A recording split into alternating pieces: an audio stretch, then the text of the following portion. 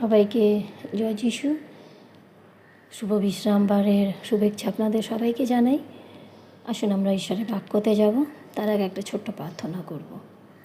ধন্যবাদ করি মঙ্গলময় পিতা, এই সুন্দর সময়ের জন্য যখন তুমি তোমার চরণতলে আসতে আমাদের সাহায্য করেছ।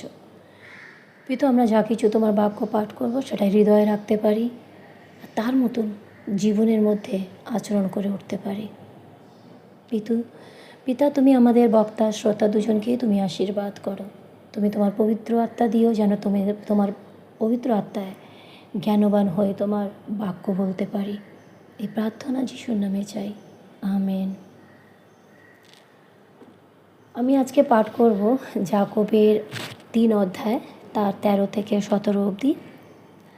এই জগতে দুটো জ্ঞান আছে, একটা জগতের জ্ঞান, একটা হচ্ছে স্বর্গীয় জ্ঞান। এই জগতে আমরা যখন থাকি তখন এই জগতের জ্ঞানটা নিই, তাই না? যেমন আমরা সবাই স্কুলে পড়াশোনা করেছি, হিস্ট্রি, জিওগ্রাফি, ইতিহাস, ভূগোল, এসব কিছু আমরা পড়েছি। এই সাবজেক্টগুলো, এই বিষয়গুলো আমাদেরকে কি বোঝায় এই জগতের সম্বন্ধে। আমাদের দেশ কখন আজাদ হয়েছিল, কোন শাসক এসেছিল, তারপরে কে এসেছিল, কত সময় অবধি আমরা ব্রিটিশের আন্ডারে ছিলাম, হ্যাঁ, ইংরেজদের কাছে আমরা গুলাম হয়েছিলাম, দাসত্বতে ছিলাম, সে সব কিছু আমরা জানতে পারি। এটা হচ্ছে কি জগতের জ্ঞান। কিন্তু যখন আমরা বাক্য পাঠ করি, যখন আমরা বাইবেল পাঠ করি, সে আমাদেরকে কোন জ্ঞান দেয়? স্বর্গীয় জ্ঞান। আমরা সবাই যতজন খ্রিস্টীয় ভাই বোনেরা আছি, আমরা যারা কাজ করি বা যারা বিশ্বাসে আছি, সবাই এই বাক্যটা সবার জন্যে আছে। যারা বিশ্বাস করে তাদের জন্য, যারা এই কথাটা বলে যে আমি যিশুর পথে চলি, আমি খ্রিস্টীয় বিশ্বাসী, যে এই কথাটা বলে যে আমি ঈশ্বরের কাজ করছি, যে এই কথাটা বলে যে আমি সেবার কাজ করছি, প্রত্যেকটি মানুষের জন্যেই আছে। আমরা যদি দেখি ঈশ্বরের বাক্য, এখানে যাকবের 3:13 বলছে, তোমাদের মধ্যে জ্ঞানী ও বুদ্ধিমান কে? সে তার সৎ জীবন দিয়ে জ্ঞান থেকে বের হয়ে আসা নম্রতা ভরা কাজ দেখাক। আপনারা আপনাদের বাংলা সাধু ভাষাতে পড়তে পারেন। আমি বাংলা চলিত ভাষার বাইবেল বার করেছি, কেন আমি হিন্দি রিডিং করি, আমি হিন্দি পড়ি। তা আমি সাধু ভাষা নিয়ে আসিনি, নিয়ে বসিনি এখানে, আমি চলিত ভাষা থেকে পড়ছি। তো এখানে সে একই কথা লেখা আছে, ওখানে একটু কঠিনভাবে, এখানে একটু সরলভাবে লেখা আছে যে আমাদের মধ্যে আমরা কে আছি? জ্ঞানবান, কে আছি? বুদ্ধিমান। আমি যদি বলি আমি জ্ঞানবান আছি, আমার কাছে ঈশ্বরের জ্ঞান আছে, আমি ঈশ্বরের জ্ঞান জানি, সত্যটাকে জানি, আমি বুদ্ধিমান, তাহলে আমার কি করা উচিত? সৎ জীবন দিয়ে জ্ঞান থেকে, কোন জ্ঞান? এই জগতের জ্ঞান থেকে বের হয়ে আসব, আর নম্রতা ভরা কাজ, তার মাধ্যম থেকে সে স্বর্গীয় জ্ঞানকে আমরা দেখাবো, সে স্বর্গীয় জ্ঞানকে আমরা দেখাবো। তবে কিন্তু আমি স্বর্গীয় জ্ঞান পেয়েছি। যদি আমি স্বর্গীয় জ্ঞান পেয়েছি আর আমি এই জগতের মতনই আছি, তাহলে কিন্তু আমি এই কথাটা বলবো না যে আমি জ্ঞানী আর বুদ্ধিমান আছি। আমরা এগিয়ে যাব, এখানে দুটো ভাগ করে আমি পড়ব। যার কাছে স্বর্গীয় জ্ঞান থাকে, যার কাছে স্বর্গীয় জ্ঞান থাকে, যে ঈশ্বরের বাক্য পাঠ করছে, যে প্রচারের কাজ করছে, যে মানুষকে সুসমাচার দিচ্ছে। অনেকবার আমরা গর্বিত হই এই কথাটা বলতে যে না আমি ঈশ্বরের কাজ করছি, না আমি সুসমাচারের কাজ করছি, কিন্তু কি সেটা আমাদের চরিত্রতে আছে? সেটা আগে আমরা নিজেকে প্রশ্ন করি। এখানে যদি দেখি 16 আর 17 পড়ে, 17 যদি আমরা পড়ি, সেখানে পরিষ্কারভাবে ঈশ্বর বলে দিচ্ছে যদি আপনার ভেতরে স্বর্গীয় জ্ঞান আছে, তাহলে আপনার চরিত্র কেমন হওয়া উচিত। এখানে 17 বলছে, কিন্তু যে জ্ঞান স্বর্গ থেকে আসে তা প্রথমত কেমন হয়? খাঁটি হয়, একদম শুদ্ধ, পিওর, তাই না? খাঁটি হবে, তার মধ্যে কোনো ঝোলঝাল হবে না, কোনো মিক্সচার হবে না। তারপরে আছে যে তারপর শান্তিপূর্ণ। আপনার জ্ঞান যদি থাকে, আপনি তর্কতে যাবেন না। মানুষ কিভাবে কি বুঝছে আমি সেটাতে বাক্যতে বোঝাবো, আমি তর্কতে যাব না। কিন্তু আমি যদি তর্ক করছি, আমি যদি নিজেকে রাইট প্রুফ করার জন্যে অনেক অজুহাত দিচ্ছি, তার মানে আমার কাছে স্বর্গীয় জ্ঞান নেই, আমার কাছে স্বর্গীয় জ্ঞান নেই। তারপরে বলছে তাতে থেকে সদ্গুণ ও নম্রতা, তা করুণা ও সৎ কাজ পূর্ণ, স্থির ও ভক্তি মৃদু, সৎ কাজ পূর্ণ, স্থির। আমরা দেখি যে এখানে বলছে যে কিন্তু যে স্বর্গীয় জ্ঞান স্বর্গ থেকে আসছে, তার মধ্যে সবথেকে প্রথমে কি থাকবে? সেই জ্ঞানটা একদম খাঁটি থাকবে, পিওর থাকবে। এখানে আমরা তারপরে পড়ব 17 নম্বর বাক্য পড়ব, যেটা আমরা চলিত ভাষাতেই আমি কিছুটা পড়ছি। আমি খুব ভালো বাংলা পড়তে পারি না, আমি হিন্দিটাই পারি। হ্যাঁ, আপনারা আপনার বাংলা বাইবেল থেকে পড়তে পারেন, সাধু ভাষা থেকে। আমি এখানে পড়ছি, কিন্তু যে জ্ঞান স্বর্গ থেকে আসে তা প্রথমে কি হয়? খাঁটি হয়, তারপরে শান্তিপূর্ণ, তাই না? এখানে সে একই কথা, পবিত্র, খাঁটি, তার মধ্যে কোনো মেলাবার থাকে না। সেই জ্ঞানের মধ্যে আমরা যদি নিজের বুদ্ধি দিয়ে দিচ্ছি, নিজের জ্ঞান যোগ করে দিচ্ছি, তার মানে সেই জ্ঞানটা স্বর্গীয় নয়। স্বর্গীয় জ্ঞান একদম পবিত্র হবে, একদম পবিত্র, পরিষ্কার পরিচ্ছন্ন, খাঁটি, পিওর, সেই ধরনের থাকবে। তারপরে তার মধ্যে আছে, হিন্দিতে খুবই সুন্দরভাবেও লেখা আছে, মিলনসার, মানে যে মানুষ সবার সাথে মিশে যেতে পারে সব পরিস্থিতিতে। আমরা যখন কোথাও যাই অনেকবার আমরা ভেদাভেদ করি, বসার স্থান নিয়ে, কাপড় নিয়ে, তাদের ঘর নিয়ে, যে আমি এখানে কি করে বসবো, না ওটা নোংরা আছে, আমার পরিষ্কার চেয়ার লাগবে, আমাকে একটু উঁচু চেয়ার লাগবে, তাই না? তাহলে আপনার ভেতরে স্বর্গীয় জ্ঞান নেই। কেন? স্বর্গীয় জ্ঞান যদি হবে তাহলে আপনি মিলনসার হবেন। আপনার ভেতরে এত মৃদুতা থাকবে যে আপনি যে কোনো মানুষের সাথে যেখানেই হোক সেখানে বসে গিয়ে কথা বলতে পারবেন। তার বাড়িতে বসার জন্যে বা তার পাশে বসার জন্যে আপনি বিচার করবেন না, তাই না?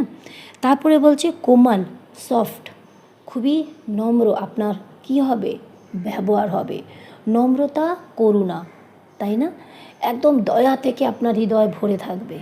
আপনি তার কষ্ট দেখে তার কাছে দাঁড়াবেন, একটা সাপোর্ট হয়ে, একটা সাহারা হয়ে। আমরা অনেকবার দেখি এমন লোকের বাড়িতে আমরা যাই যেখানে হয়তো তারা খুব আর্থিক পরিস্থিতি থেকে যুদ্ধ করছে, সেখানে আমি বলে আসবো যে ঠিক আছে আপনি চিন্তা করবেন না, আমি প্রার্থনা করব না। সবসময় প্রার্থনা নয়, ঈশ্বর আপনাকে ওখানে পাঠিয়েছেন আপনার মাধ্যমে কাজ করার জন্যে। যদি আপনার সামর্থ্য আছে তাহলে আপনি সেখানে আর্থিকভাবেও তাদেরকে সাহায্য করতে পারেন, অনেক নয় কিন্তু অল্প, তাই না? ঈশ্বর কিছুটা তো জানেন, ঈশ্বর তো জানেন যে আমাদের জন্যে ভালো কী, আমাকে কিভাবে তিনি ব্যবহার করবেন, আমার মধ্যে কী তালন্ত আছে। আমাকে যদি কোথাও পাঠানো হচ্ছে সেখানে তাদের পারিবারিক আর্থিক পরিস্থিতি খুবই খারাপ, কিন্তু আমি সামর্থ্যযোগ্য আছি, আমার কাছে আছে অতটা যেটা আমি তাদেরকে হেল্প করতে পারবো, সাহায্য করতে পারবো, তাহলে সেখানে শুধু বাক্য নয়, আপনার কর্ম থেকেও আপনি ঈশ্বরকে দেখাতে পারেন। যীশুখ্রিস্ট শুধু ঈশ্বরের বাক্য প্রচার করেনি, সে প্রত্যেকটি মানুষকে তার প্রয়োজনের মতন সাহায্য করেছেন। যদি সেখানে আরেকটা তার শিষ্য যদি বলতো না না তুমি বাক্য দিয়ে দাও, খেতে দিও না, হ্যাঁ একবার খেতে দিলে লোকরা আবার আসবে, তাহলে সেটা স্বর্গীয় জ্ঞান ছিল না। তার কি কোনো শিষ্য বলেছিল এই কথাটা? কোনো শিষ্য বলেনি। তার মানে তাদের মধ্যেও স্বর্গীয় জ্ঞান ছিল, কিন্তু আমাদের মধ্যে নেই। আমরা বেশিরভাগ দেখি একজন সাহায্য করছে আরেকজন তার পেছনে পড়ে থাকে যে না না আপনি এটা করবেন না, এটা আলাদা, এটা করলে তাদের একটা অভ্যাস হয়ে যাবে আপনার কাছ থেকে প্রফিট নেওয়ার, লাভ নেওয়ার। আপনি সে চিন্তা করবেন না। কেন? আপনার কাছে যে ধনটা আসছে, যে টাকা পয়সা আছে, সেটা আপনার নয়, সেটা ঈশ্বরের। সেটা ঈশ্বর আপনাকে দিয়েছে। তিনি যখন দিতে জানেন তিনি নিতেও জানেন। আপনাকে যখন দেওয়া হয়েছে আপনি আরেকটা মানুষকে সাহায্য করার জন্যে, কিন্তু যখন আমরা সাহায্য করছি না তখন ঈশ্বর ভাববেন একে দিয়ে তো লাভ নেই, এ তো কারোর পাশে দাঁড়ায় না, কাউকে আর্থিকভাবে সাহায্য করে না, তিনি নিয়ে নেবেন। তাই জন্যে আপনার ব্যবহার নম্রতা, দয়া থেকে ভরে থাকুক, তাই না? দয়া থেকে ভরে থাকুক। আর আপনার স্বভাব, আপনার মৃদু ভাব, আপনার মুখ থেকে যে কথাগুলো বেরোবে সে কথা কেমন থাকবে? সে আত্মার ফলের মতন, যেটা আমরা দেখি। অনেকবার আমরা বাড়িতে যাই ভিজিট করতে, প্রার্থনায় যাই, তখন দেখি যে হয়তো তাদের নিজের বাড়িতে অনেক প্রবলেম চলছে, অনেক সমস্যা চলছে, হয়তো শাশুড়ি আর বৌমার, হয়তো মা আর বাবার, হয়তো সন্তানদের সাথে বাবা মায়ের। এই পারিবারিক সমস্যাগুলো সবার বাড়িতে থাকে, ম্যাক্সিমাম, বেশিরভাগই থাকে। আমরা তখন আমাদের কি উচিত? আমরা সেখানে সঠিক কথা বলবো। আমি বৌমার কাছে বসেছি, বৌমার সাপোর্ট করে যাচ্ছি, শাশুড়ির নিন্দা করে যাচ্ছি, আর শাশুড়ির কাছে বসে বৌমার নিন্দা করছি, এটা সঠিক নয়। তখন আমার স্বভাবের মধ্যে মৃদু ভাব নেই। আমাকে ঈশ্বর কেন পাঠিয়েছেন? সেখানে মেল করাতে, তাই না? তাদের জীবনে তো আগে থেকেই সমস্যা চলে আসছে, কিন্তু আমাকে সেখানে কেন পাঠানো হয়েছে? তাদেরকে এক করার জন্যে, সেই সমস্যা থেকে বেরিয়ে আসার জন্যে। সে বেরিয়ে কী করে আসবে? ঈশ্বরের নামে। আমাকে শুধু দরকার আছে, আমাদের শুধু কাজ, আমরা যাব আর সেই ব্যক্তিকে যীশু খ্রিস্টের সাথে আলাপ করাবো। যখন সে যীশু খ্রিস্টকে চিনতে পারবে, জানতে পারবে, তার সম্বন্ধে আরও বেশি জানতে লাগবে, তার স্বভাব বদলে যাবে। যদি স্বভাব বদলাচ্ছে না, তার মানে আপনি ঈশ্বরের বাক্য পাঠ তো করছেন, কিন্তু জগতের মতন। আপনার ভেতরে স্বর্গীয় জ্ঞানটা নেই। কেন? স্বর্গীয় জ্ঞান থাকা মানে আপনার চরিত্রর মাধ্যমে সেই জ্ঞানগুলো প্রকাশে আসবে। এখানে যদি আমরা 14, 15 আর 16তে পড়ি, এখানে এই বাক্যগুলো পড়েই আমরা বুঝতে পারি যে যদি আমরা এই ধরনের চরিত্রতে আছি, তার মানে আমাদের ভেতরে এখনও স্বর্গীয় জ্ঞান নেই। কিন্তু তোমাদের অন্তর যদি হিংসায় তেতো হয়ে ওঠে এবং স্বার্থপরতা ভরা থেকে, তবে জ্ঞানের গর্ব করো না, সত্যকে মিথ্যা বানিও না। আমরা সত্যকে মিথ্যা মানে আমরা বলছি ঈশ্বরের বাক্য জানি না। তুমি জানো না। যদি তুমি জানতে, তোমার ভেতরে কারোর জন্যে এত হিংসা থাকতো না। আমরা কারোর কাছে খানিকক্ষণের জন্য রেগে যেতে পারি, হয়তো কোনো জিনিস থেকে আঘাত পেয়েছি, সেই জিনিসটা খানিকক্ষণের জন্য আমাদের হৃদয়ে থাকবে, কিন্তু লং টাইম অবধি, লম্বা সময় অবধি থাকবে না। যদি আছে, তার মানে আপনার ভেতরে ঈশ্বরের জ্ঞান নেই। ঠিক আছে, মানুষ মাত্র ভুল করে, আমরাও ভুল করি।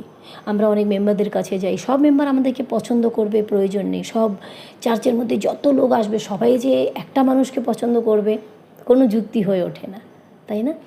সবার আলাদা আলাদা চিন্তা ধারণা আছে। কিন্তু আমাকে যদি কেউ পছন্দ করছে না, ঠিক আছে, তারপরে তার মানে এটা হয় না যে আমি তার জন্য নিজের হৃদয়ের মধ্যে হিংসা ভরে নেব, আমি স্বার্থপর হয়ে তার সাথে কথা বলবো। আমি হৃদয় থেকে তাকে ভালোবাসি না, কিন্তু আমি লোকের কাছে দেখাতে চাই আমি খুব ভালো, আমি তার সামনে খুব ভালো বিহেভ করব, খুব ভালো ব্যবহার করব। কেন? স্বার্থ। আমাকে যেন সবাই বলুক আমি খুব ভালো ব্যবহার করতে পারি লোকদের সাথে। সেটা স্বর্গীয় জ্ঞান নয়। আপনার আচরণ আপনার ভেতর থেকে আসার দরকার। আমরা একটি জায়গায় ঈশ্বরের বাক্য পাঠ করি, যেখানে লেখা আছে কোনো খাদ্য আমাদেরকে অসুচি করে না। আমাদেরকে যেটা অসুচি করে সেটা আমাদের অন্তর থেকে আসে, তাই না? আমাদের অন্তর থেকে আসে।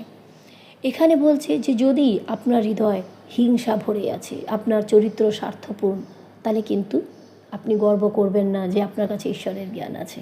সেটা ঈশ্বরের জ্ঞান নয়, সেটা জগতের জ্ঞান আছে, যেখানে আপনি পরিস্থিতি অনুযায়ী নিজেকে চেঞ্জ করে নিচ্ছেন, বদলে নিচ্ছেন। কিন্তু তোমাদের অন্তর যদি হিংসায় তেতো হয়ে ওঠে, তাই না? সেই তেতো যদি থাকে, তার মানে আমি জগতের মতনই চলছি। এই রকম জ্ঞান স্বর্গ থেকে নেমে আসে না, বরং পৃথিবীর মন্দ ইচ্ছার এবং মন্দ আত্মাদের সঙ্গে তার সম্বন্ধ। এই যে লোকের প্রতি হিংসা, লোককে আমি ডাউন করতে চাই, তাকে নিচু করতে চাই, হ্যাঁ, লোকের ওপরে আমি হাসছি, এইসব জ্ঞানগুলো কিন্তু স্বর্গ থেকে আসে না। আমরা ঈশ্বরের বাক্যের মধ্যে অনেক জায়গা পাই এসব কথাগুলো, তাই না? কারণ যেখানে হিংসা ও স্বার্থপরতা থাকে, সেখানে গোলমাল ও সব রকমের অন্যায় থাকে। আমেন। এখানে বলছে যে যেখানে স্বার্থপরতা আছে, হিংসা আছে। আমরা মণ্ডলীতে প্রার্থনা করি, সাবাত ওয়ার্শিপ আমাদের ওখানেও হয়। আমি বেহালা চৌরাস্তাতে কাজ করি, কলকাতায় বেহালা চৌরাস্তাতে। আমাদের ওখানেও আমারও একটা সাবাত ওয়ার্শিপ চলে মেম্বারের বাড়িতে। ওখানে আমরা অনেকজন বসি, 10 জন, 12 জন, 15 জন। যদি আমরা পরস্পরের সাথে ভালো না বাসতে পারি, আর শুধু প্রত্যেক শনিবার আসছি, প্রার্থনায় বসছি, বাক্য শুনছি, বাড়ি চলে যাচ্ছি, কোনো লাভ নেই, কোনো লাভ নেই। কেন? আপনার ভেতরে এখনও স্বর্গের জ্ঞান আসেনি। আপনি যিশুকে চিনতেই পারলেন না, আপনি যিশুকে জানতেই পারলেন না। আপনি সব কিছু করছেন, বাক্য পাঠ করছেন, প্রার্থনায় বসছেন, হ্যাঁ, উপোস প্রার্থনায় বসছেন, ঘরে ঘরে যাচ্ছেন প্রচার করতে, কিন্তু যদি আপনি পরস্পরকে ভালো না বাসতে পারেন, তাহলে কিন্তু ঈশ্বরের জ্ঞান আপনার মধ্যে এখনও নেই। কেননা আমাদের সেই ব্যবহারই আমাদের সেই ঈশ্বরের জ্ঞানকে প্রকাশিত করে। যেটা আমরা প্রথমেই বললাম, এখানে প্রথমেই যেটা আমরা পড়লাম 13তে লেখা আছে না, যে তোমার চাল চলনের মাধ্যমে, তোমার নম্র স্বভাবের মাধ্যমে তুমি দেখিয়ে দাও যে তোমার ভেতরে কার জ্ঞান আছে? ঈশ্বরের জ্ঞান আছে। যীশুখ্রিস্টের 12খানা শিষ্য যদি আমরা দেখি, সেখান থেকে একজনকে ছেড়ে বাকি সবাই যারা ছিল তাদের ভেতরে ঈশ্বরিক জ্ঞান ছিল। পাপ করেছে পিতর, কিন্তু পাপের পরে তার প্রায়শ্চিত করেছে। আমরা যদি ভুল করি, আমরা তার প্রায়শ্চিত করে অবশ্যই করি। ঈশ্বর কিন্তু ক্ষমাকারী ঈশ্বর, তিনি কিন্তু আমাদের পাপ ক্ষমা করেন। তারপরে কি হবে? আমি যখন প্রায়শ্চিত করে অনুতাপ করে ঈশ্বরের সম্মুখে আসব, ঈশ্বর আবার তার স্বর্গীয় জ্ঞান দিয়ে আমাদেরকে ভরে দেবেন। কেন, সেই স্বর্গীয় জ্ঞান যদি আমাদের ভেতরে থাকে, সেটা আমার চরিত্রতে বোঝা যায়। যদি আমার স্বভাব, যদি আমার চরিত্র সেভাবে নেই, তাহলে কিন্তু আমার ভেতরে স্বর্গীয় জ্ঞান নেই। আমার স্বর্গীয় জ্ঞানটা আমার চরিত্রের মাধ্যমে ফুটে উঠবে। আমরা যদি সেই চরিত্র সেভাবে যদি না করি, আজকে অনেকজন আছে যারা খ্রিস্টীয় ভাই বোনকে পছন্দ করে না। কেন? আমাদের চরিত্র এক আছে। যারা জগতে থাকে তারা যেমন আছে, আমরাও তেমনি আছি। শুধু হয়তো আমরা একটু জুয়েলারি পরছি না, হয়তো আমরা একটু সাদা পোশাক পরছি, তাতে কিছু হয় না। পোশাক আপনাকে পরিত্রাণ দেবে না। পোশাক হচ্ছে আপনার আপনার শান্ত স্বভাবকে দেখায়। আপনি কিভাবে পোশাকটা পরছেন। আপনার পোশাক যতটা সভ্য হবে, ভালো হবে, ততটাই আপনার চরিত্র সেই পোশাকের মাধ্যম থেকে ফুটে ওঠে, তাই না? কিন্তু সেই পোশাক, সেই আভূষণ, সেই জিনিস থেকে আমরা কিন্তু কিছুই পাবো না, পরিত্রাণ পাবো না। পরিত্রাণ পাবো আমাদের বিশ্বাসের কর্মে থেকে। ঈশ্বর বলেন যে তোমার যদি বিশ্বাস আছে, তুমি সেই বিশ্বাসটা কাজের মাধ্যম থেকে দেখাও। আমরা বিশ্বাসী যখন আছি, তখন আমরা নিজেকে একটু আলাদা করে রাখি জগতের লোক থেকে, একটু আলাদা করে তাদের সাথে মেলামেশা করি, তাই না? আমরা যখন যাচ্ছি, ভিজিটে যাচ্ছি, প্রার্থনায় যাচ্ছি, আমরা তাদের মতন নিজেকে সমানে রাখি। ওরা মাটিতে বসে আছে, আমিও মাটিতে বসি। আমি কেন খাটে বা আমি কোনো চেয়ারে কেন বসবো? হ্যাঁ, যদি একমাত্র আমার খুবই সমস্যা, আমার হাঁটুতে ব্যথা, কোমরে ব্যথা, তবেই আমি বসবো।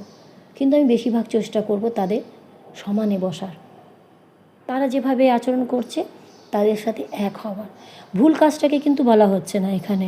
এটা ভাববেন না যে তারা ভুল করছে আমিও ভুল করব, সেটাকে তাদের সাথে মেলামেশা বলা হয়। সেটাকে মেলামেশা বলা হচ্ছে না।